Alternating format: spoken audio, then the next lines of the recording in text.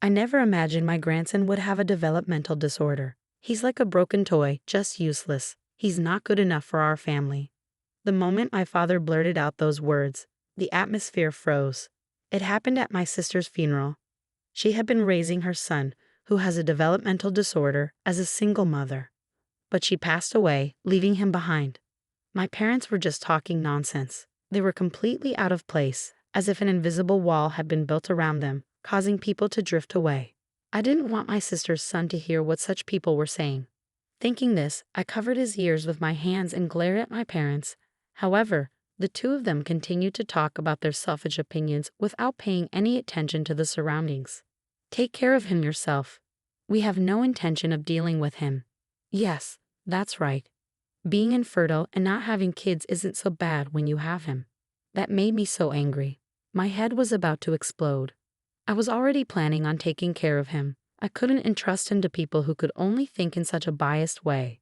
Of course, we'll take care of raising him. We will definitely raise him with love, and we will cut ties with you. As my husband and I said this strongly, my parents left with a sneer, unaware of what they would face. As time passed, my name is Julia. I'm 30 years old, a working housewife living with my kind-hearted husband Nick, who is 1 year older than me. We don't have children. We had talked about wanting children before we got married, but it didn't happen. After tests, it was revealed that I have a condition that makes it difficult for me to get pregnant. We discussed for days whether to undergo treatment, but Nick said, "I'm happy as long as I can live happily with you, even without children. So I don't want you to worry too much." And my in-laws also said, "We just want you both to be happy. Yes, we will support whatever you two decide." I remember them saying kindly, which made me burst into tears. Until then, I had felt sorry for Nick and my in-laws. But hearing them, I thought, maybe I don't need to feel guilty since my family, Nick and my in-laws, said it's okay not to have children. That's fine. As I came to think that way, my worries lessened and I feel more at ease. However, the worry did not completely disappear. The reason lies with my parents. They are concerned about what others think and always brought up the topic of children every time we met. Nick and my in-laws understand, so we plan to live together without kids. Even when I explain this, they would say, "Don't you want to repay us by giving us grandkids?" Or, "What will we do when our neighbors ask, 'Hasn't your eldest daughter had any children yet?'" Nick also tried to explain, but they wouldn't listen. "You're really a failure. I wish you would learn from your sister Erica." My parents always compared me with my sister Erica, who was 1 year younger than me. They favored her over me from the beginning, and the issue with children seemed to accelerate that. Erica was not only smart but also athletic and liked by everyone around her. She never bragged about her abilities, always humble and with good character. I liked her too, and we had a good relationship as sisters. I hardly got in touch with my parents, but Erica and I occasionally kept in touch. She has a son named David, now 6 years old. As he grew, it became apparent that he had a developmental disorder. That was the reason she had divorced her husband. "Sis, please keep this a secret from Mom and Dad," Erica said to me, considering their unusual concern for appearances. Who knows what they would say if they found out about David's developmental disorder? Of course, I agreed. While keeping David a secret from our parents, I have been helping her raise her child as a single mother. Then one day, I received a call from the police on my smartphone. "Are you Erica's sister? It's about your sister." After seeing that, the female police officer on the other end of the line fell silent, as if troubled. Something didn't feel right, and even though it wasn't hot, I was still sweating like crazy as my heart raced, and I tried to calm myself. She continued, "Erica has died in an accident." After inhaling sharply, I found myself unable to speak, my mouth hanging open with a mind gone blank. I somehow managed to convey what the police had said to Nick. He placed a hand on my shoulder, repeating Erica's name in an attempt to calm me amidst his own shock. Time quickly passed in a blur due to funeral preparations, and before we knew it, it was the night before the wake. Even then, I couldn't fully grasp that she was no longer in this world. I kept thinking she might call me the next day or that she might come over and have dinner with Nick and me again. I was preoccupied with such thoughts. I wondered whose funeral I was attending, though it felt like a dream. There was no mistake that Erica's name was present in the funeral hall, her portrait framed and displayed. Ah, is she really gone? While I was mourning with Erica's friends, I heard a voice echo through the funeral hall.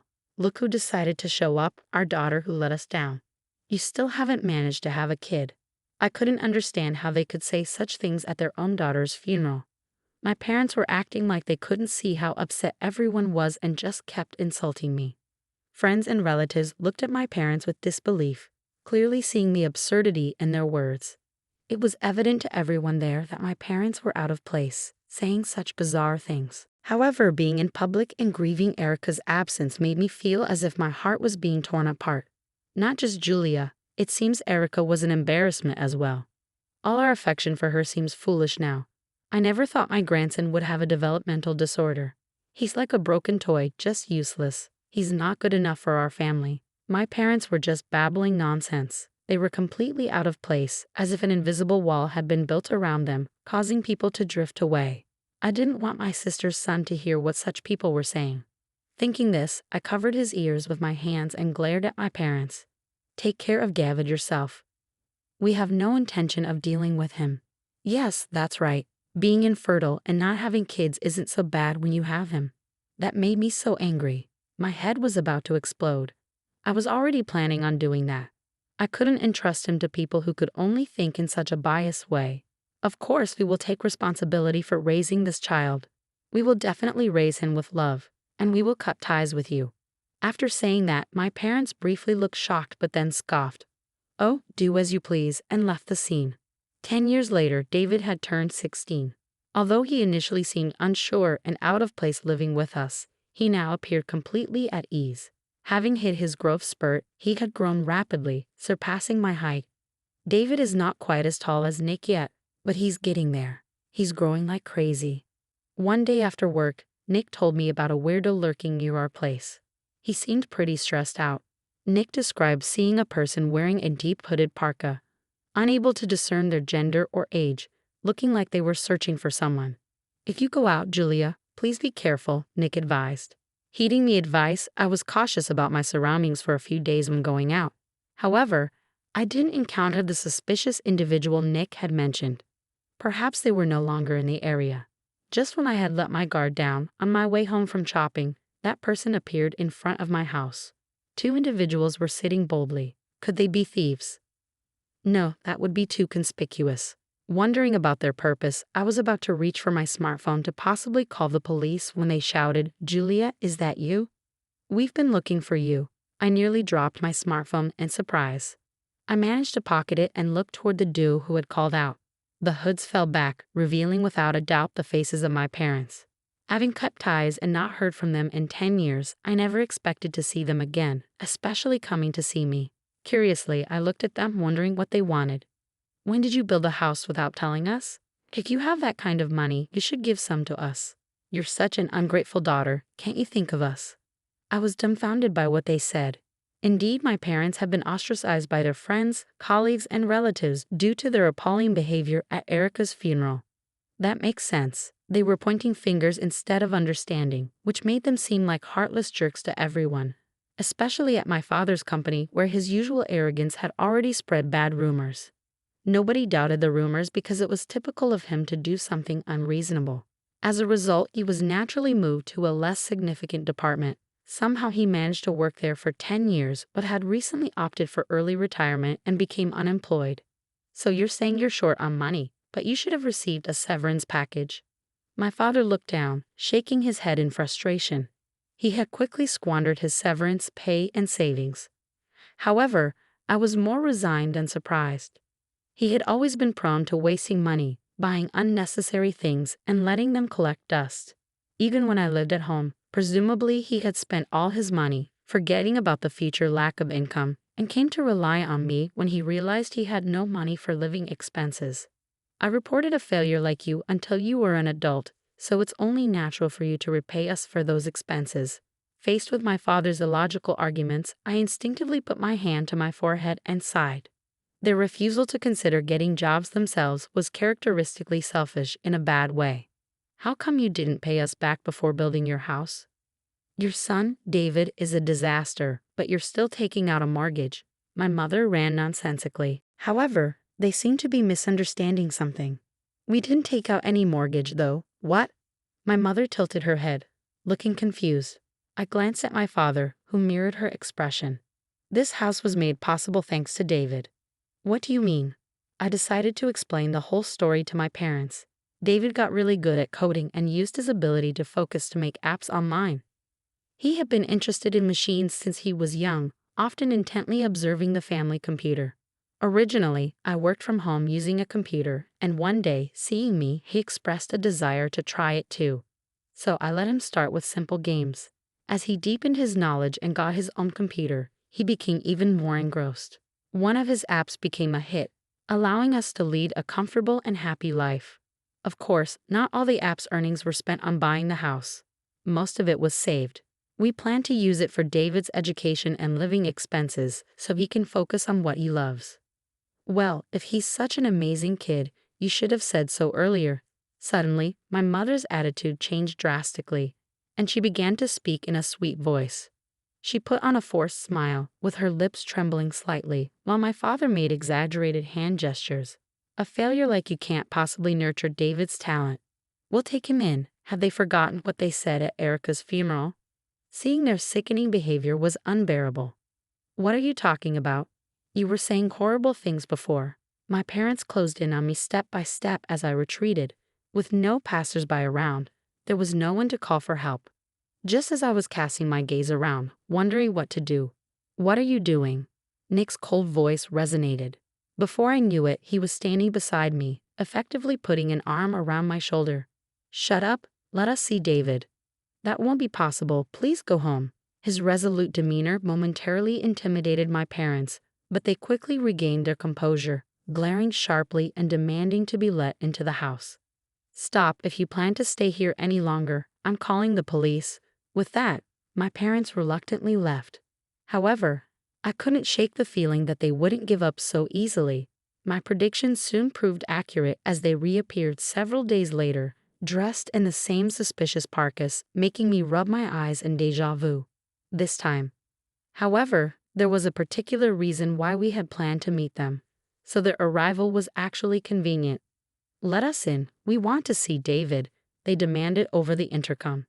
Seemingly taken aback when I promptly let them in, looking somewhat bewildered, they walked into our home as if it were their own, inspecting everything from the television in the living room to the vase, Nick's collection of mangas, and the shelf filled with David's programming books. They touched everything without permission, displaying an irritating sense of entitlement. I've made some coffee for you, please take a seat. It was only after I invited them to sit that they finally stopped their invasive inspection and settled down at the dining table. My parents sat side by side with me, David and Nick opposite at them. I was anxious they might try to pull David away if he sat at the end. You know why we're here today, right? It's about David, of course. We knew that's what they were here for. Nick and I stiffened our expressions. Since we accepted you to take in David despite your infertility, he should at least pay us a reward. If we hadn't said anything, someone with a terrible personality like yours wouldn't have fought to take him in, right? I wanted to retort that the one with a terrible personality was them. After all, weren't they the ones who had no intention of taking David in? I still remembered the harsh words they had spewed at the funeral. They had clearly stated they had no intention of caring for David. Nick, with his good memory, must remember it just as I do. Come on, David, why don't you live with us? We raised your mother, Erica, with so much love. My mother began to fervently describe how much love they had poured into Erica since she was a child. How they never got angry at her, bought her books, toys, clothes, and accessories. Anything she wanted. How they celebrated her birthdays with grand parties at home. I remembered what my mother recounted, but also remembered how she would unfairly lash out at me as if I were to blame for something I hadn't done, and how I never received proper gifts from them. Erica seemed troubled by their favoritism too.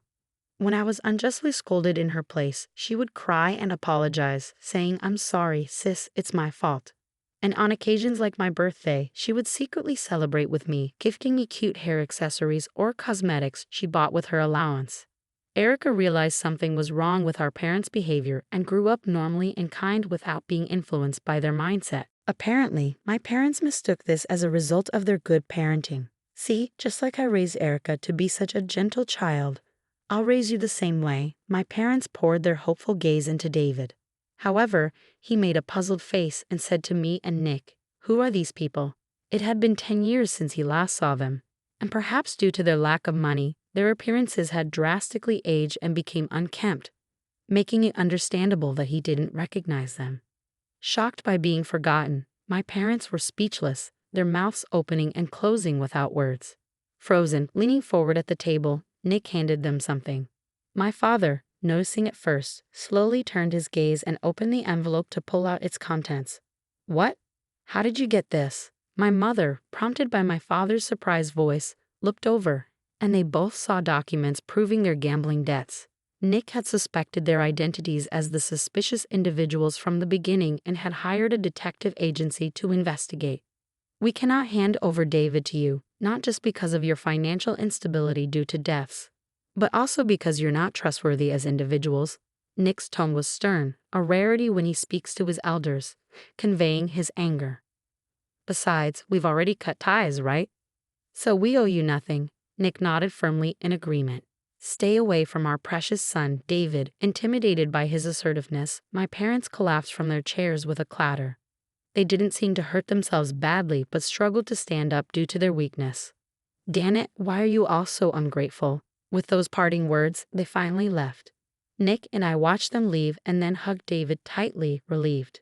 Later, we heard the parents had to sell their house to pay off their debts. "Please let us stay for a while. We have nowhere to go." They had asked relatives and acquaintances, but no one would take them in. Their behavior at the funeral had spread, and no one wanted to invite such unreasonable people into their homes for fear of what they might do. That's what they deserved. They came to us, but we firmly refused. "We prefer if you didn't involve us any further. As I've said before, we've cut ties with you. It was your decision to accept this, so we're under no obligation to provide you with money or a place to live." With that, they left with a look of despair and have not returned since. We told them we'd call the cops if they came back, and that seemed to scare them off. Without a place to stay, they began living almost like homeless people, unable to secure a job due to their age and surviving day to day on short-term jobs. There was this middle-aged couple scanning job listings at the grocery store, but I left before I could figure out if they were my parents. They couldn't afford their phone bills anymore and had to cancel their smartphones. I changed my number just in case, ensuring they can't contact us anymore. We no longer have to fear the doorbell or phone ringing. The three of us now live in peace. I continue my work from home, and David is next to me, working on his computer, developing new apps. He always happily shares his progress with me and Nick. I wonder if he'll tell us about his next app completion. I look forward to it and can't wait to see what he creates next. Together with Nick, I'm committed to nurturing David's talents further.